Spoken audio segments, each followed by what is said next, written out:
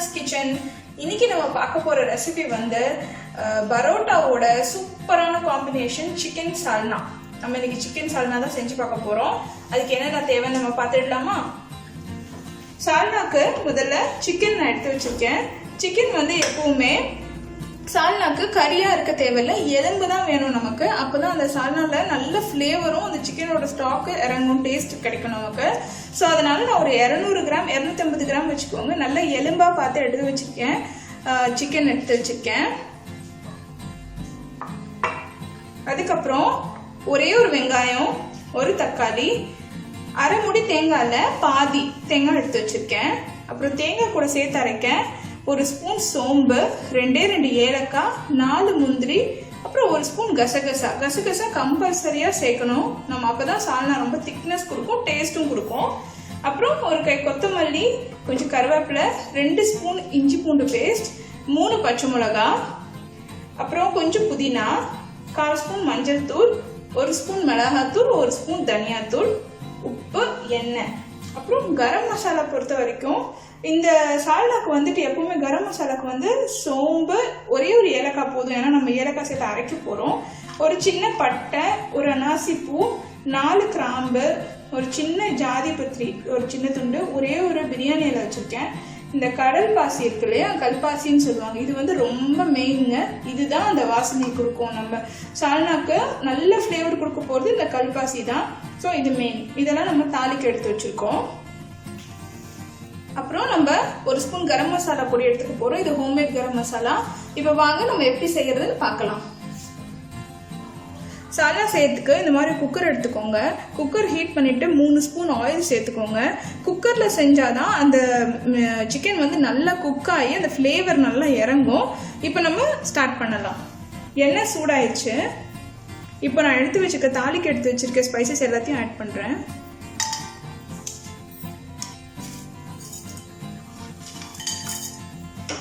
இப்போ சோம்பு பொரிஞ்சிருச்சு. நான் இப்போ கருவேப்பிலை சேர்த்துக்கிறேன்.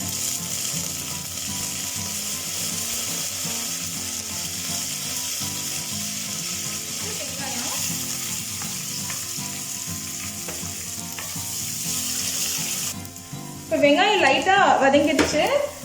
சால்னாக்கு ரொம்ப வதங்க தேவையில்லை. இப்போ நம்ம தக்காளி ஆட் பண்ணிக்கலாம்.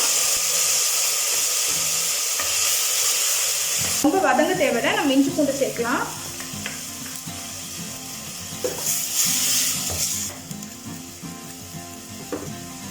அடுத்து பச்சை மிளகா, நம்ம எடுத்து வச்சிருக்க கொத்தமல்லியிலேருந்து பாதி சேர்த்துடலாம். புதினா முழுசா சேர்த்துடலாம்.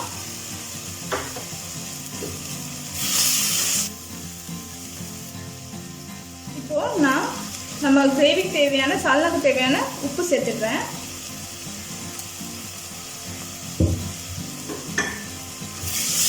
ஊத்துல எண்ணெய் பிரிஞ்சு வரும்போது நம்ம மஞ்சள் தூள் சேர்த்துக்கலாம். அது கூடவே மிளகாத்தூளையும் சேர்த்துக்கலாம்.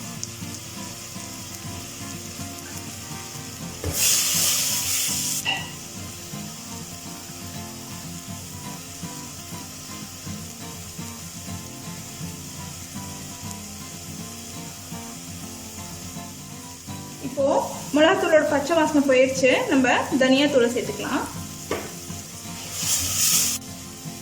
இப்போ அடுத்து சிக்கனை சேர்த்துக்கலாம்.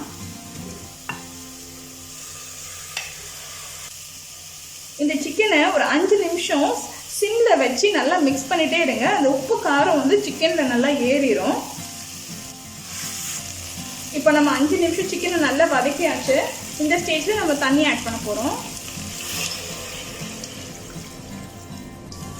சிக்கன் முங்குற அளவுக்கு தண்ணி ஆட் பண்ணுங்க. சால்னா எப்பவும் தண்ணியா தான் இருக்கும், அதனால பயப்படாதீங்க. இப்போ குழம்பு நல்லா கொதிக்க ஆரம்பிச்சிருச்சு. இந்த ஸ்டேஜ்ல மூடிட்டு இதுல ஒரு 5 விசில் சிம்ல இல்ல மீடியம் ஃப்ளேம்ல ஒரு 5 விசில் விட்டுக்கோங்க. அப்பதான் நல்லா சிக்கன் வேகும். பிளஸ் அந்த குழம்பு ஃபுல்லா அந்த ஃப்ளேவர் இறங்கும். இப்போ இந்த சிக்கன் குக் ஆகிறதுக்குள்ள நம்ம எடுத்து வச்சிருக்க தேங்காயும், அப்புறம் இந்த கசகசா, சோம்பு, ஏலக்காய், கேஷ்யூ இது ரெண்டுத்தையுமே சேர்த்து நம்ம மிக்சியில நல்ல பேஸ்டா அரைச்சிக்கலாம். இப்போ 5 விசில் விட்டாச்சு. இதுக்கப்புறம் நான் ஓபன் பண்றேன். நம்மளோட சிக்கன் நல்லா குக் ஆயிடுச்சு, எண்ணெய்லாம் மேலே வந்துடுச்சு. இப்போ நான் அரைச்சி வச்ச தேங்காவை சேர்க்க போகிறேன். அது கூடவே தேங்காய் அரைச்ச தண்ணி இருக்கு இல்லையா, அதையும் சேர்த்துக்கலாம். இப்போ நம்ம தேங்காய் சேர்த்தாச்சு. இப்போ நம்ம கரம் மசாலா சேர்க்க போகிறோம், கொஞ்சமாக தான். அப்புறம் எடுத்து வச்சுட்டு கொத்தமல்லியை சேர்க்க போகிறோம்.